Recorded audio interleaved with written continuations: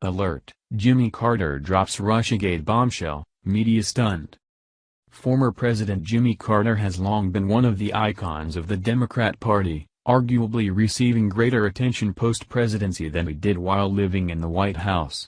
Now the 39th president is under criticism from his own party for comments on President Donald Trump that run counter to the Democrat orthodoxy.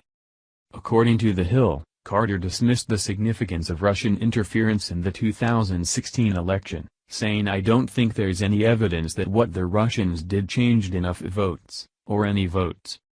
Former President Carter's remarks were made as part of a New York Times interview.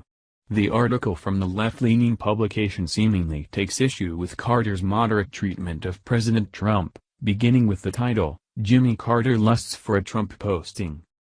The author of the piece, Maureen Dowd, then questions Mr. Carter's surprisingly positive views of President Trump, raising a number of common accusations against America's head of state.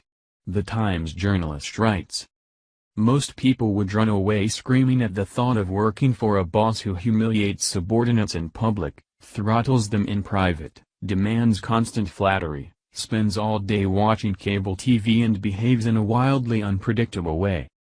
And yet, there is someone who is eager to work for President Trump. Curious, but it's a Democrat. And even curiouser, it's a fellow member of the President's Club. And curiousest, it's someone whom Trump has disparaged on Twitter as one of the worst presidents in history." The Trump posting, to which Carter allegedly aspires, is a role as envoy to North Korea. The former president suggests he could be useful in brokering negotiations between Washington and Pyongyang, much like he did in 1994 when former President Bill Clinton and Kim Il-sung, grandfather of Kim Jong-un, headed their respective nations. Carter believes Kim has now got advanced nuclear weaponry that can destroy the Korean Peninsula and Japan, and some of our outlying territories in the Pacific, maybe even our mainland. The Georgia Democrat says he has spoken with National Security Advisor H.R. McMaster.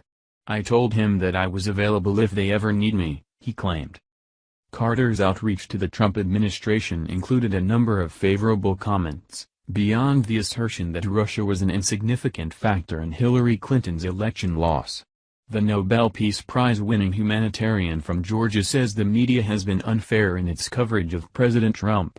"I think the media have been harder on Trump than any other president certainly that I've known about," he said. "I think they feel free to claim that Trump is mentally deranged and everything else without hesitation." Former President Carter also sided with Mr. Trump on the issue of national anthem protesters in the NFL. "I think they ought to find a different way to object, to demonstrate. I would rather see all the players stand during the American anthem." Carter also objects to the removal of Confederate monuments, but added he sympathizes with African Americans and would be willing to add explanatory labels to statues. Mr. Carter believes President Trump, who has been critical of NFL players who kneel during the anthem, is exacerbating racial tensions but qualified his opinion by saying maybe not deliberately. According to former President Carter, he and his wife voted for Bernie Sanders, IVT, in the primaries. But the left-leaning media has been highly critical of the Democrat Party icon for suggesting the media's treatment of Trump is skewed. Thank you for watching this video. What do you think about this? Share this on Facebook and Twitter along with your comments.